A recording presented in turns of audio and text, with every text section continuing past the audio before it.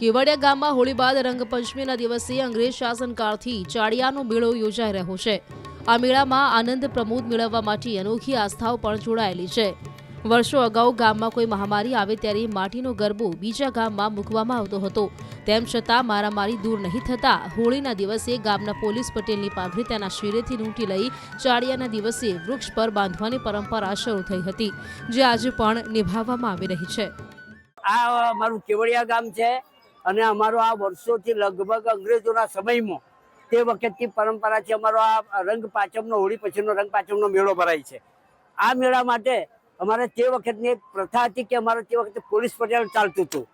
આવા પોલીસ પટેલ હતા, એના ગામ લોકોએ નક્કી કર્યું કે ગામમાં સુખ સમૃદ્ધિ અને સારી વાતાવરણ રહે, એના માટે અમારે પોલીસ પટેલનો માથાનો ફેંટો અમે હોળીના દિવસે એના માથેથી લૂંટી અને એ ફેંટો અમે પાંચમના મેળામાં ઉપર ચડાવી અને એને તે વખતથી અમે ઉજવતા આવ્યા છીએ અને ત્યાંની આ પરંપરા અમારી ચાલે છે। ત્યાર પછી અમારી જે કંઈ મનોકામનાઓ હોય છે, એ સંતાન પ્રાપ્તિ હોય તો કોઈ બીમાર પણ હોય અને કોઈ બીજો અન્ય હોય, એ બધું અમારે સંપૂર્ણ રીતે સારું અને પેલાથી સમૃદ્ધ રીતે રહેશે અને ત્યારનો અમે આ ઉજવણી કરતા આવ્યા છીએ અને વર્ષોથી ગામના લોકો હળીમળીને અમે 20-25 ગામના લોકો ભેગા થાય છે, હળીમળીને અમે આ મેળો ઉજવીએ। આ કેવડિયા ગામમાં પાંચમનો મેળો ભરાય છે।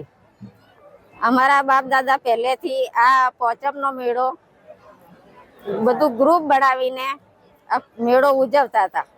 કેવડિયા ગામમાં એક મવડો છે, એ મવડા ઉપર અમારે ચાળીઓ બાંધવામાં આવે છે। તો અમે ગામના અને ભાઈ બહેનો બધા મળીને અમે એક ગ્રુપ બનાવ્યું છે। આ મેળો ભાઈઓ ઉપર ચડીને ચાળીઓ છોડે છે અને બહેનો નીચેથી લાકડીઓ લઈને અમે આ મેળો ઉજવીએ છીએ। આ મેળાનું નામ અમારો રંગ પાંચમનો મેળો છે। આ મેળાની પરંપરાની અંદર તો આ મેળો અમારો વર્ષોથી, એટલે કે અમારા વડવાઓથી માટેના અંદાજે 200 વર્ષથી અમારા વડવાઓએ વાત કરી છે કે ભાઈ આ મેળો તો આદિકાળથી પણ ચાલતો હોય છે, અંગ્રેજ સરકાર વખતથી ચાલતો આવે છે।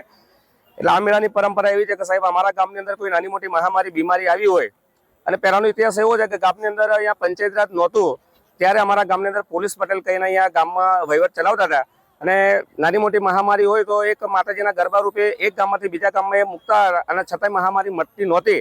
પછી ગામના વડીલો ભેગા થઈને પોલીસ પટેલની પાઘડી લઈ ચોરી અને એનો ચાળિયો બનાવવાનું નક્કી કર્યું કે જો આવું કાર્ય કરીએ અને આપણા ગામમાંથી નાની મોટી મહામારી બીમારીઓ દૂર થાય તો આપણે આ ચાળિયો દર વર્ષે રંગ પાંચમના દિવસે ઉજવવાનો એમ કહીને નક્કી કરેલો છે। અમારા રંગ પાંચમ મેળાની અંદર કોઈને સંતાન પ્રાપ્તિ ના હોય, કોઈને લગ્ન ન થતા હોય, કોઈને નાની મોટી બીમારી મટતી ના હોય, દવાખાને કે અન્ય કોઈ વસ્તુ કરવાથી એ બીમારી ન મટતી હોય, તો એ અહીંયા આવીને જે નાના મોટા હકીમ લે છે, માનતાઓ લે છે, તો એમની સંતાન પ્રાપ્તિ થાય છે, એમના લગ્ન પણ થાય છે અને સાથે સાથે જે નાની મોટી મહામારીઓ છે એ દૂર થાય છે। અમારા ગામની અંદર સારિયાની ઉજવણી કરીએ છીએ તો વર્ષોથી અમારા બાપ દાદા ઉજવતા હોય અને ઉજવીએ છીએ અને જેને મન આખરી લે છે તો જેને લગ્નની છે લગ્ન પણ થાય છે, મન આખરી લે છે અને સંતાનની થતો સંતાની પણ થાય છે। એટલે એ રીતે અમે ગામના લોકો બધા હળી મળી અને સારી રીતે ઉજવણી કરી રહેલા છીએ અને આજ બધી કરીએ છીએ વર્ષોથી। આજુબાજુના બધા ગામોના લોકો આવે છે, ચારે બાજુના ગામો।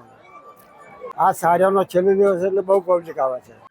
મહત્વનું છે કે હોળી બાદ યોજાતા પારંપરિક મેળા પૈકીનો આ અંતિમ મેળો છે, જેને પગલે અહીં આજુબાજુ 25 ગામોમાંથી મોટી સંખ્યામાં સહેલાણીઓ મેળાનો આનંદ માણવા આવતા હોય છે। આ મેળામાં સ્થાનિક મુસ્લિમ સમુદાય પણ જોડાતો હોય છે।